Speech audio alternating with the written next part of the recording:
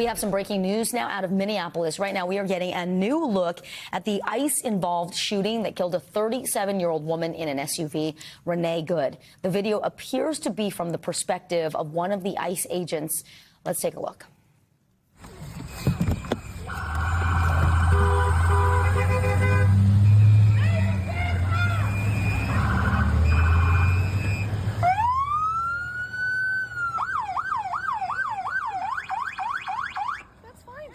I'm not mad at you. Show your face. I'm not mad at you. That's okay. We don't change our plates every morning, just so you know. It'll be the same plate when you come talk to us later. That's fine. U.S. citizen, former. You want to come at us? You want to come at us? I say go get yourself some lunch, big boy. Go ahead. Out of the car. Get out of the car. Get out of the car. Whoa!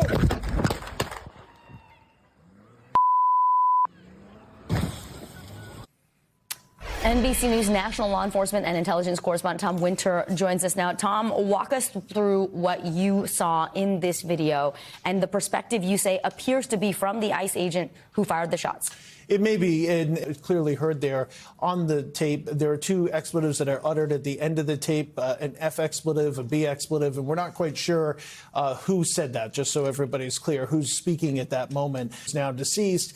And for the moment that the car goes into drive and the shots are fired, it's less than 3 seconds as we look at it here on the video. So first thing that it points out is how quick these interactions always are. They always escalate from a certain point to the moment that shots are fired very quickly. That is something we see in a lot of police-involved shootings, officer-involved shootings, and this federal officer-involved shooting. The second thing is clearly there's some sort of a interaction here that had been going on. And this is why I've been saying since the moment on air with you, on air with everybody, since the moment that this has happened, what happened before this occurred? Right. What is the discussion that is occurring here? It does appear to answer some questions that we've had since this incident began, which is what was the interaction like at the car? Right. As I said on the Today Show yesterday morning, okay, so does she say something back to the ICE agents? What are the ICE agents asking or commanding her to do? And is there a moment of panic that occurs there? Is there a statement that happens there? And now we have clarity on that, in that there is no specific statement that she utters at that moment. Right. They are clearly commanding her to get out of the vehicle. They're giving her some sort of a command. And go ahead. Does she have to follow those commands? As someone who was there, a U.S. citizen, we assume not the target of those operations at that time. Is she under a legal obligation to obey?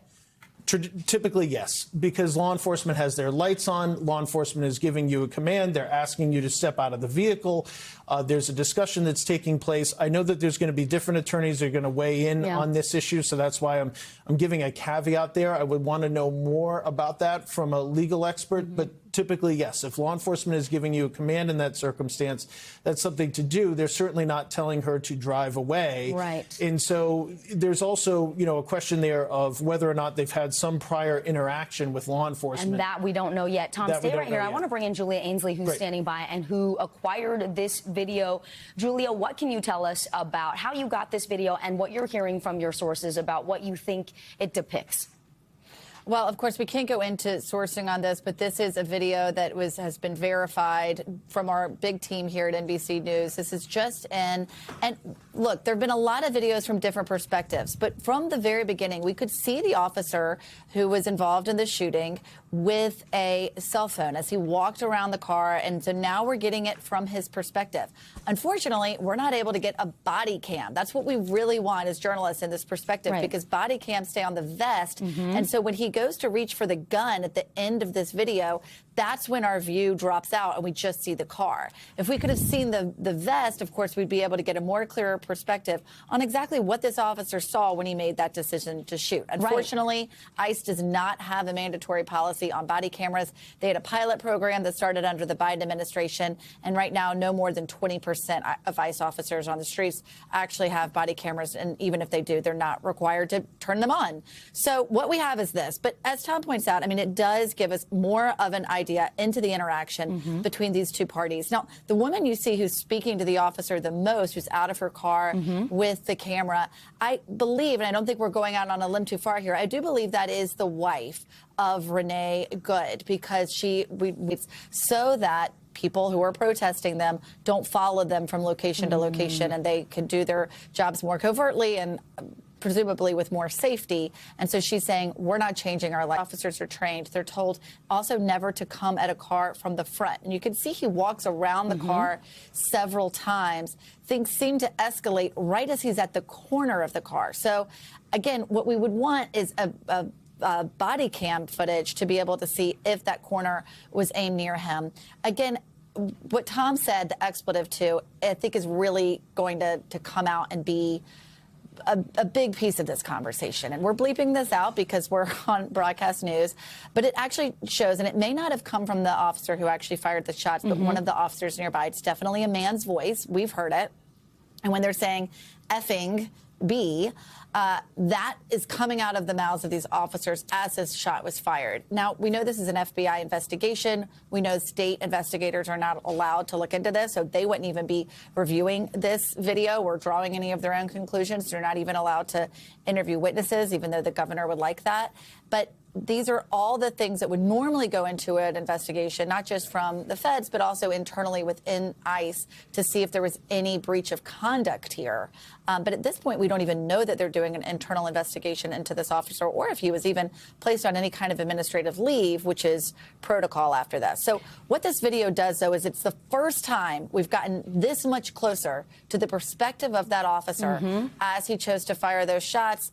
And again, it may still serve as a Rorschach test because protesters who are on the streets of Minneapolis are going to hear those words. They're probably going to hear the version of this video that is not bleeped out. And they might say that this is a woman smiling in her car who looks cooperative.